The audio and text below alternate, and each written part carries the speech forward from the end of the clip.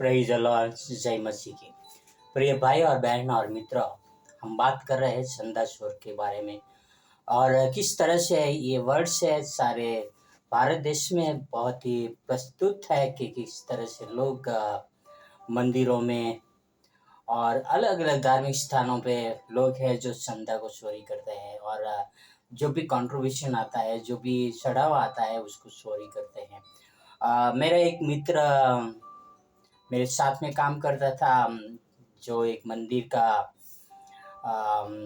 Trustee का लड़का था और ये करीब 22 साल पहले की बात है और वह मुझे बता रहा था कि मंदिर का आवक कितना है। 22 साल पहले की बात है और आई थिंक 2002 में की बात है और जब उसने बताया था 2002 में उसने बताया था कि मेरे जिस मंदिर में मेरे पिताजी ट्रस्टी है उसकी आवक 80,000 रुपया है, 80,000 रुपीज, और वो सब हिसाब लगा लगा के 10,000 करते थे। यानी वो इतने वहां पर कमाते, एक महीने में 80,000 की जगह पे वो 10,000 हिसाब में देते हैं कि 10,000 कमाते हैं, आते हैं वहां पर। उसी जगह पर मेरा एक मित्र नारियल बेचता है और वो नारियल बेचकर एक मंगलवार को 4 से 6,000 और शनिवार को 10,000 रुपया कमाता है। अभी सोचिए वो सिर्फ नारियल बेचने वाला कमाता है इतना, तो वो कितने कमाते हैं। आज की तारीख में तो बहुत सारे इनकम हो गए। मंदिर कोई बहुत बड़ा नहीं है, छोटा सा मंदिर है, वो भी रोड पे छोटा सा मंदिर है। भाई और बहन और मित्र, ऐसे छोटे छोटे धर्म स्थानों पे लोग 80,000, 1,00,000, 2,00,000, 5,00,000 कमाते हैं। ऐसे बहुत सारे धार्मिक स्थलों पर और धार्मिक भक्ति के नाम पर बहुत सारे लोग बहुत सारे रुपये कमाते हैं, जिन्होंने भक्ति को कमाई का साधन बना के रखा है। हम बात कर रहे हैं कि अपने पवित्र शास्त्र बाइबल के अंदर जो एक संदा चोर था, वो उसका नाम था यहूदा। हमने देखा है कि यहूदा यूहन्ना 12 के अंदर के 3 और 6 में के किस तरह से एक स्त्री जो मरियम है वो अपना बहुत ही महंगा इत्र है, वो इत्र प्रभु यीशु मसीह के पैर पे डाल देती है, तो वो उसके ऊपर भड़क जाता है, गर्म हो जाता है और बोलता है कि ये इसको तो बेचकर हम गरीबों को दान कर सकते थे, जिसकी कीमत 300 दिनार थी। उनको गरीबों की चिंता नहीं थी। यीशु मसीह जानते थे कि यहूदा चोरी करते हैं। यहूदा एडमिनिस्टर था, यानी पैसा का देखभाल करने वाला था, खजांची था प्रभु यीशु मसीह का।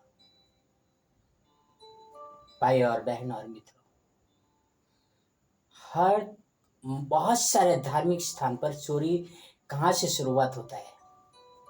खजांची के वहां से।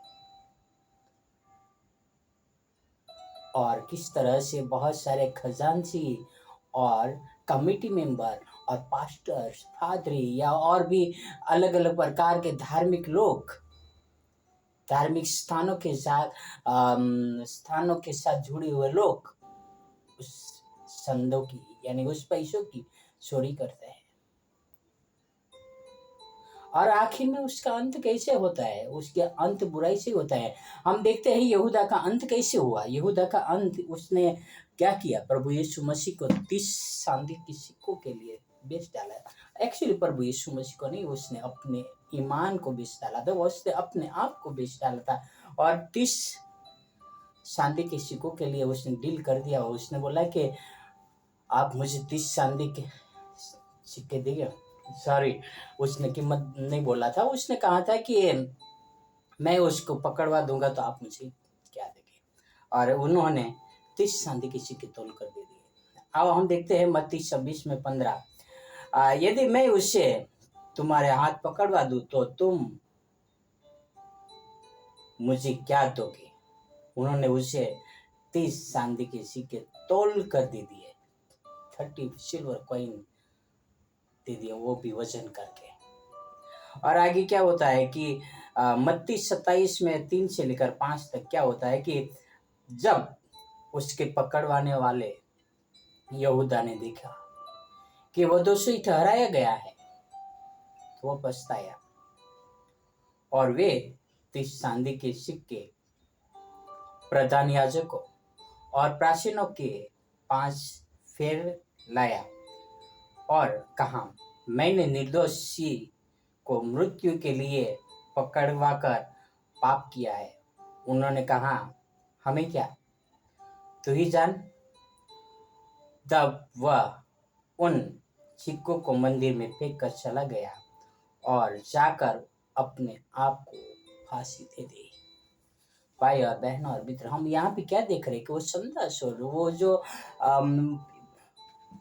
दान में से चोरी किया करता था, उसने प्रभु यीशु मसीह को भी पकड़वाया। यहाँ तक कि वो उसने पकड़वाने की कीमत 30 चांदी के सिक्के लिए, और उस चांदी के सिक्के ले तो लिए, पर जब प्रभु यीशु मसीह को दोषी ठहराया गया, जो दोषी थे नहीं, तब उनके अंदर मन में लगा कि मैंने बहुत बुरा किया। वो गया याजकों के पास, उन धर्म के ठेकेदारों के पास, और कहा कि मैंने निर्दोष को पकड़वाया है।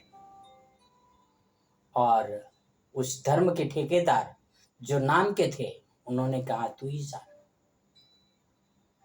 उसको बहुत, यहूदा को बहुत बुरा लगा, पर उसके पास वो मन नहीं था कि वो पापों से मन फिराए। वो पतरस ने 3 बार इनकार किया था, पर वो पश्चाताप किया। पर यहूदा ने पश्चाताप तो किया, पर किस प्रकार का? वो गया अपने आप को खुदकुशी, यानी अपने आप को सुसाइड कर दिया। उसने सोचा, अब मैं किसको मुंह दिखाऊं। बहुत सारे लोग हैं ऐसे बुरे कामों के कारण अपने आप ही नष्ट होते हैं।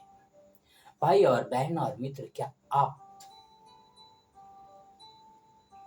धार्मिक विधियों के साथ जुड़े हुए कार्यों को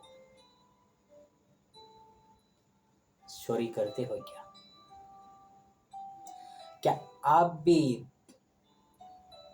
यहूदा की तरह छल कपट चोरी करते हो क्या? बहुत सारे धार्मिक स्थानों पर इसी प्रकार का होता है। उसमें पॉलिटिक्स भी जुड़ी रहती है, उसमें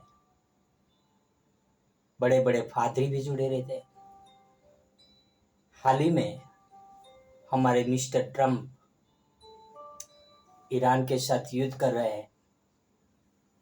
फादरी जाके प्रार्थना करते हैं